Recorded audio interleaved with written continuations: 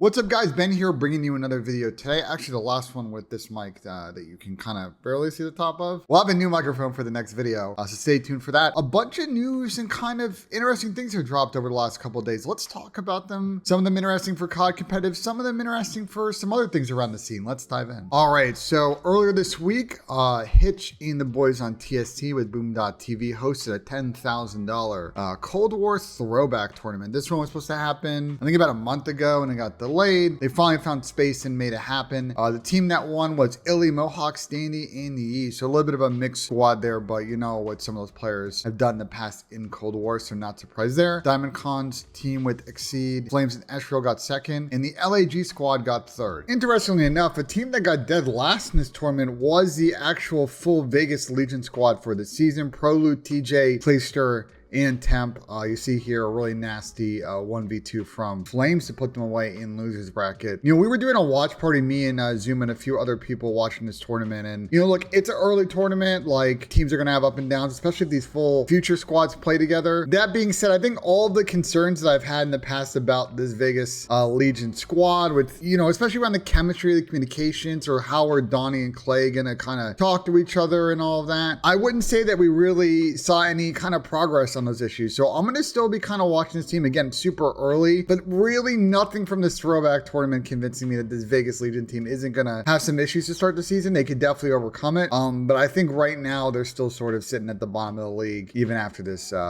Cold War Throwback tournament. Esports.gg put out an article early this morning showing that, I guess, on the convention center, a website for the Raleigh Convention Center, they've added a listing here for Call of Duty League Major 1, seemingly confirming that the venue for Major 1 will be at the convention center. So as always with sort of some of the Major 1 stuff, for the sake of transparency on this video, I was working a little bit on this project before I left Esports Engine, so I know a few things that haven't been announced yet, so be mindful when you watch this video. The convention center is a great space. That's where they're going. The exhibit hall is 150,000 square feet. And you may say to yourself, well, I have no concept of how big that is.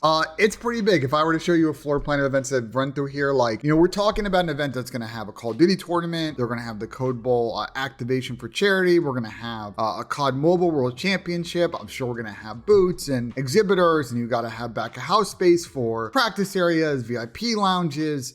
It's going to have all the space you need. And if you've been to Call of Duty events in the past, over the last year or so, you know, sometimes they're trying to fit these things into weird spaces. I think a great example is in Minnesota and New York, which were, you know, smaller venues. Things were kind of jumbled across the space. You're not going to have that problem at the Raleigh Convention Center. So I'm honestly really excited. I think we'll probably see ticket sales here shortly. If they're putting it on their calendar, I'm thinking venue contracts probably either close or already signed. And on the Activision side, at some point, they'll probably pick a date and announce this thing and go on sale for tickets. Open bracket, I'm sure will sell out probably instantaneously. So once they announce that date, obviously get ready to purchase your tickets. The first event's always a hot one. And yeah, I think this one's going to be a banger. I would recommend, obviously, another pro tip is with the location and the date, I would go grab your hotel sooner rather than later. A lot of hotels, you don't need to put down a deposit. So at worst, grab that hotel room before prices come out. A pro tip from Ben right there. So I saw another interesting tweet this morning from Jacob Hill. And I don't think this is really necessarily like news. I think this is more conjecture on his part, but I thought it was kind of interesting to discuss. You know, you guys have probably seen the news about iBuy's organization KOI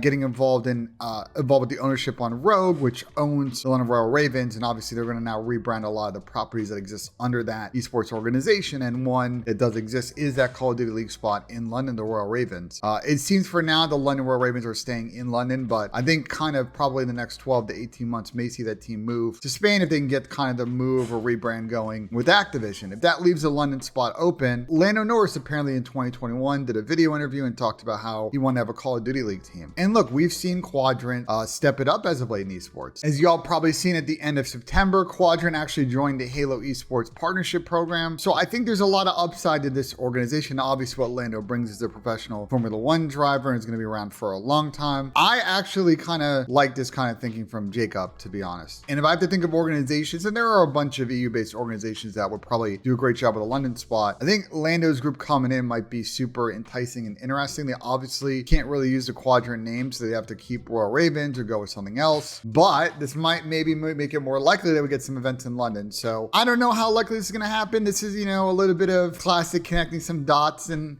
hypotheticals. I more wanted to kind of come out and say that I kind of agree with Jacob. That would be sort of an interesting maneuver. Do I think it's going to happen? I think that's entirely on Activision in the situation with KOI. Does that team move? They then want to add another team in Europe. There's been chatter over the years that maybe from the Activision side, they want to stick more to North America and Asia and maybe kind of unwind some of the engagement in Europe. And I think some of that might be more focused on kind of the struggles on Overwatch in terms of a European audience. But I think on Call of Duty, there's a massive European audience. I think KOI moving their team to Spain would definitely bring in that viewership. We saw what Heretics brought in when they were involved in Black Ops 4 Pro League. So keeping Madrid and London team in Europe, I think would make sense to me. So we'll see if that happens. I think one to look forward to. And by the way, it's not like the league isn't down for expansion, because Daniel Tsai did an interview with Deserto and said, they're open to it. And by the way, Adam Adamu, who is involved with the Overactive Media ownership, which owns the Toronto Ultra and Toronto Defiant, they want to expand the league as well. So I think there's some momentum here to potentially kind of get this done. Gonna keep my eyes on it and see if some of these dots start to connect each other. And yeah, I think that's it for now. Coming up over the next couple of days, I'm actually really excited. The off-season hitches sort of Throwback, Black Ops 2, Melee tournament's going to happen this weekend. I'll be doing some coverage each day, sort of recapping some of my kind of takeaways from